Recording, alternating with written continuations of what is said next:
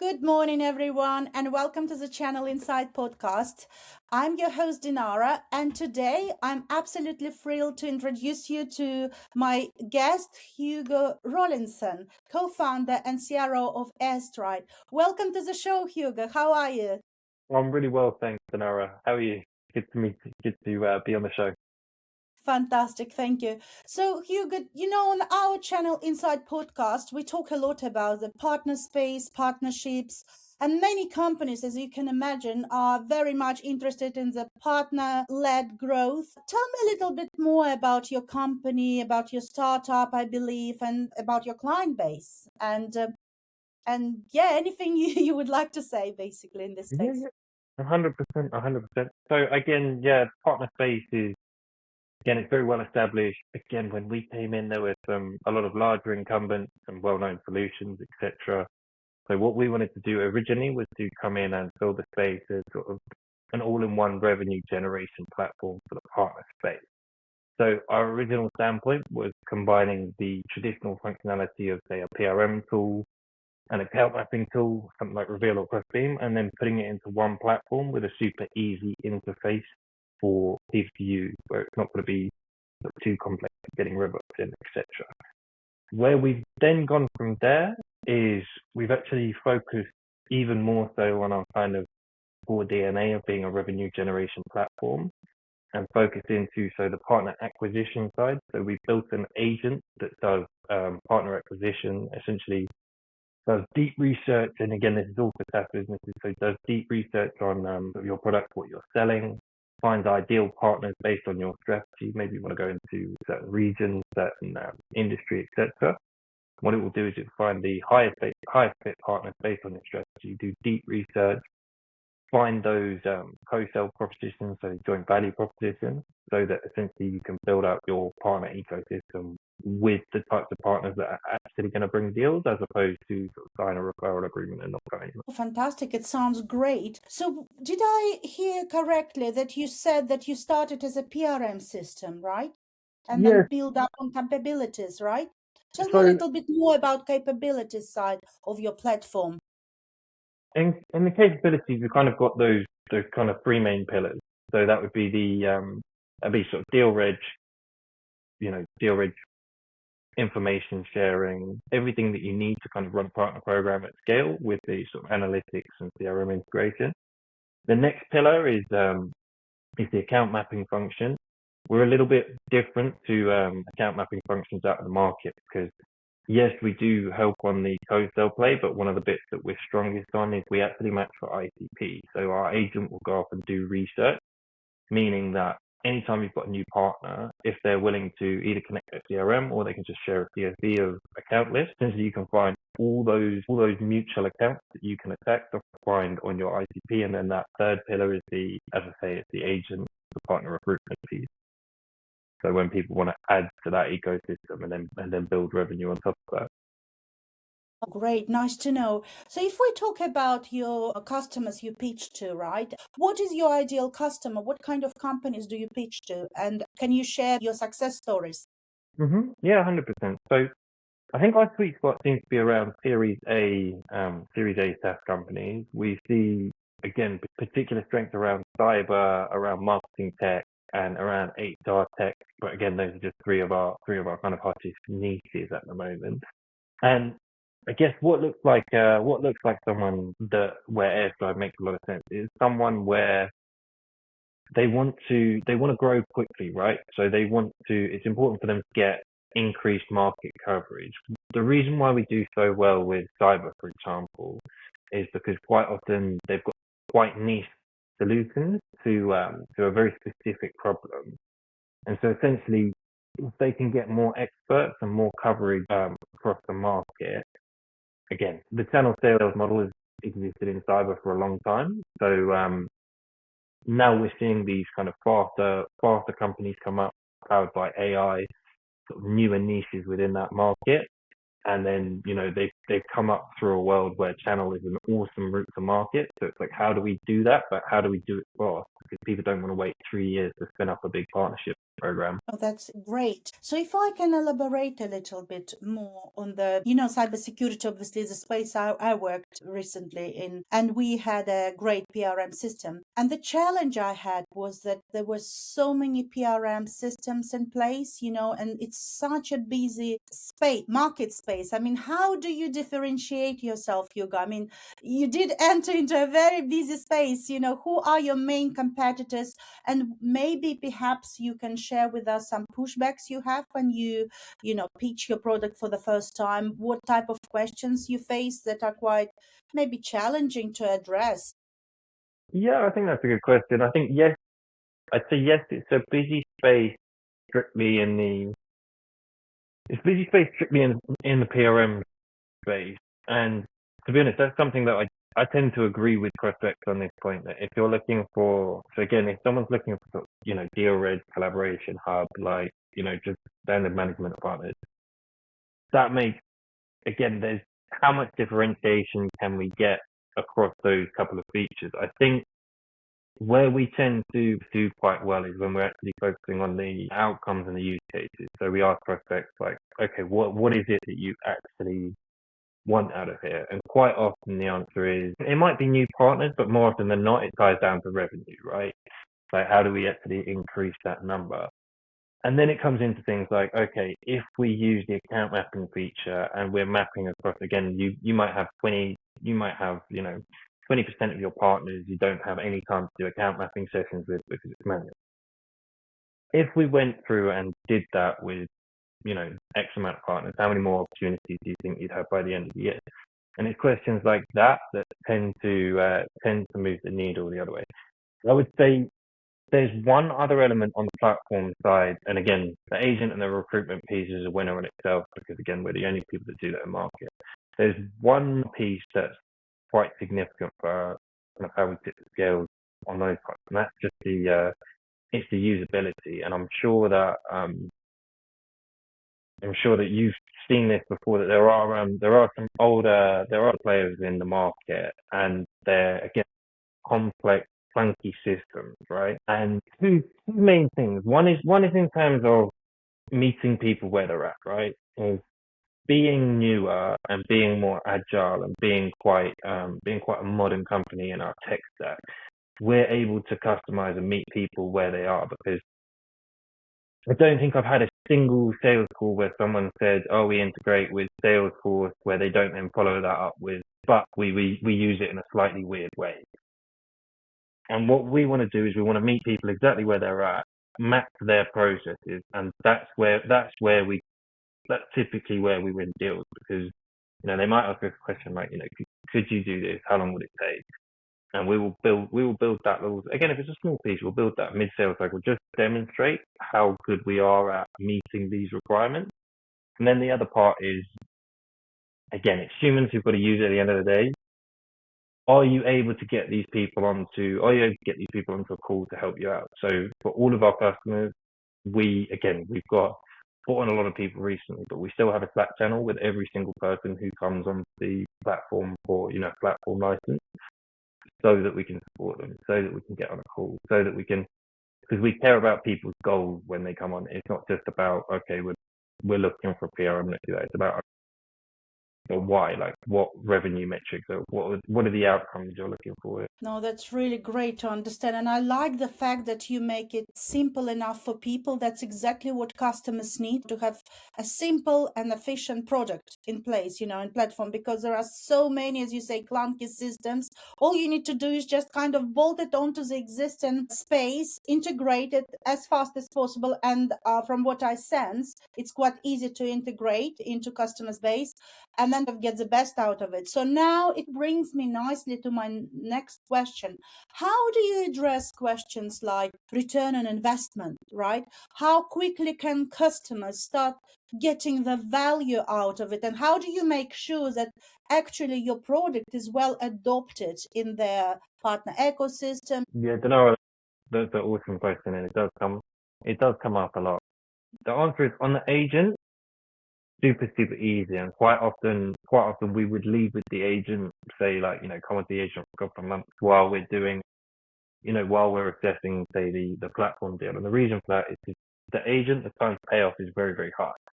So again, we typically see companies come on and they're booking high fit meetings with partners within the first couple of weeks. And because they're so well aligned, again, these are then moving forward to, again, sign partnership agreements and then revenue coming in very quickly because we've got tools like the account mapping.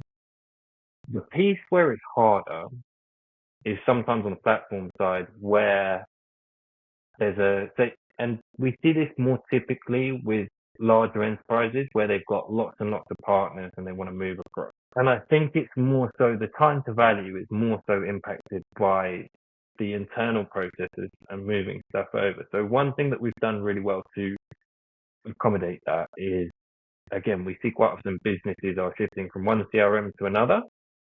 Doing something like that won't affect us because of the way that we've built the integration, so that people essentially we can jump on a call with you and do the mapping that day. So whatever's going on internally, we can do. In terms of ROI for platform, it really depends on the business. And what we typically look at is, okay, what's your average deal size? How many deals are coming in through partners, per month? Of these, how many are going to sales people and getting lost somewhere within the system? I think the other one that's quite helpful to ask is, from an ROI perspective, today, do your partners have an idea of the ROI? Again, we were talking to this another side of business, but one of their partners in particular was responsible for a huge amount of their pipeline this coming year. And someone very senior up from the part went to go and pull the partnership completely because they didn't have visibility of all these opportunities that were coming through. So I think on that section, we're able to give you, again, we can give you all of that visibility day one. We can start activating partners day one. In terms of the overall ROI of the thing, it's harder to put an exact number on, I think, if we're being realistic. Yes, it depends very much on the business model of each company, their KPIs and what they expect out of this. I believe when you bring a new platform to the market, right, you probably have a lot of do you have case studies? Like, let's say, if I'm a potential customer or if I refer you to someone I know, would you be able to share your success stories and case studies, right? And in terms of your go-to-market strategy, do you do direct sales or do you engage with agencies and referral, or is it not mature enough? How is your business? Tell me a little bit more about your go-to-market strategies. Yeah, sure. So again, we do a blend of direct and indirect. To be honest, we're quite reliant on channel now for pipeline, which is, we're quite lucky in that. Yeah, so normally, I guess with a business, you might not typically invest in channel as early as we have. But again, both me and my co-founder, we've got an experience coming from channel, and also we've got a tool that allows us to do that. So essentially, what we do is we'll keep our time focused again where it needs to be on the product, on direct sales and stuff. But because we've got the agent, essentially our channel program has grown very, very quickly, and now that's accounting for the majority of our new pipeline that comes in. So we're in quite a fortunate position in that respect. We do other stuff too. So we're a big believer in conferences. Again, we did Cyber Cloud Expo earlier this year, and then SaaS Talk coming in the end of last year. I think it's good to meet human beings in person and have real life conversations. Absolutely. Yeah, and Hugo, there is a very good event coming up. Actually, two of my favorite events. One of them is Catalyst Conference, which is coming in June, I believe, this year. And then another conference which might be of use for you, because this is exactly what, where people like myself, like partner operation professionals, come together and try to understand what's in there in terms of the partner stack. And the conference is called Channel Meetup. So it's coming up in April, and please have a look at this events because I'll be there definitely. Yeah, let me know how I can help you grow your business. Yeah, 100%. We're always looking for more referral partners. Could definitely link up on that stuff. So the Channel Meetup in April, is that a London event or is that London based? Yeah, London. Are you based in the UK? Yeah, I'm also based in London, so I'm in Battersea myself, but we generally meet up in Victoria, well, with the UK team, yeah. And how about yourself? I live in Winchester, in Hampshire. Oh, lovely, You lovely know neck of the this woods. area close to Southampton? Yeah, yeah, beautiful, beautiful part of the country. Hugo, as we're wrapping up, I want to ask you a couple of questions about, a co-founder, right? So it's a startup. Do you have any advice for those, like, let's say, individuals with entrepreneurial spirit of what should they focus on when they want to build something new in terms of the product? Do you have any advice for people who are thinking to join you on the same journey of building something new for the market, and what should they be maybe aware of? Yeah, I think, Denora, to be honest, I think you you'd probably be a great example because you probably know loads. So you probably know loads about the channel space, etc. I'd say stick to something that you know, where you know people, and then leverage your network. Say, for example, if you had an idea around here, rather than just going out straight building it, you know loads of people in the city, talk to them and ask them the slightly awkward question of, everyone's going to tell you the idea is great, but ask them, okay, would you pay money for this if we went out and built this and what would it need to achieve? And then you can get more specific on exactly what it is that you want to build. So that would be the main one would be go off, talk to people who are going to sign the budget, talk to these people and understand, okay, if we build something that looks like this, and there's an element of Henry Ford, like sometimes people don't know what they want to build, they'd ask for a horse rather than a car, but you can still take all that data in and then do with it what you will. That's the successful blend of it and a recipe. Is there anything I haven't asked you, perhaps you would like to share, Hugo? Maybe, what I forgot to ask you is actually, what is your background? Have you been working in the IT channel space before? Yeah. Yeah, so again, my background originally, I come from the cybersecurity space. Again, go to market, again, channel as well. So for me, that's kind of where I lent in. I always lent a bit more on the direct side, but use channel a lot to kind of get leverage. My co-founder actually approached me because we'd worked together many years ago. I started off at PwC and then went to BT, where I met my co-founder at the cybersecurity. And he pitched me this idea many years after, like, we'd been working at startups in different spaces, and it just echoed everything I was seeing in the market in terms of the way that it's harder to get people on the phone. Again, with all of this AI coming out, people are more looking for into referrals, and trust comes at an absolute premium. And I just thought, this is brilliant. This is what I'm doing myself with my own strategy. And my first thought was, I must have this product for me. And I thought, okay, well, let me talk to a few people. We validated it for a long time, and just felt like, okay, this absolutely makes sense. I was going to ask you, where do you see the most exciting trends in the channel space at the moment? That's a good question. The reason why I invited you is because I found your platform to be of such great use. As I said, I stepped out of cybersecurity for the moment, so I'm focusing on the channel, and I'm kind of looking for my next step in terms of employment. In the channel is, and the challenge has always been to me, how to reduce the time to value for partners. So when you start engaging with the partner, how do you reduce the time from the time we sign them up on the platform, on the digital as well? Even if you sign a strategic partner, you still bring them to the digital platform at some point. How do you reduce the time to value from the moment you sign them up to the first deal?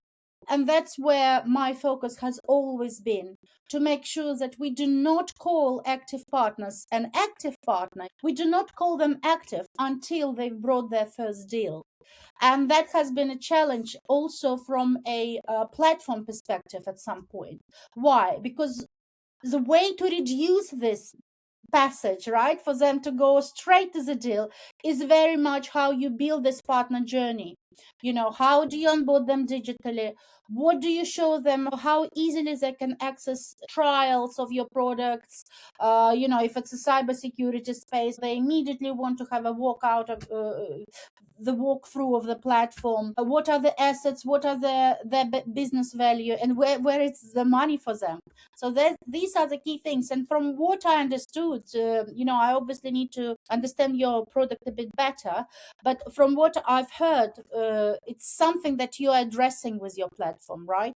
Yeah, 100%. Reducing time to value. 100%. And it's definitely a journey. And I love what you said there about the language of active partners. I think that's such a good point, because again, we speak to people all the time. They say, you know, you've got 900 partners, I've got 600, I've got 1,200 partners. It's like, okay, well, how many, to your point, how many of those are active? And it's the same with, I think it's across industries, but also sports. If you get the right language around stuff, it lets people recognize things, and then they can improve it. But before you do that, yeah, no, that's awesome. Thank you, Hugo. It has been an absolute pleasure having you on the Channel Inside podcast. Keep in touch. You know where to find us. And thank you for your time. No, 100%. Thank you for having me. Absolute pleasure. Bye bye.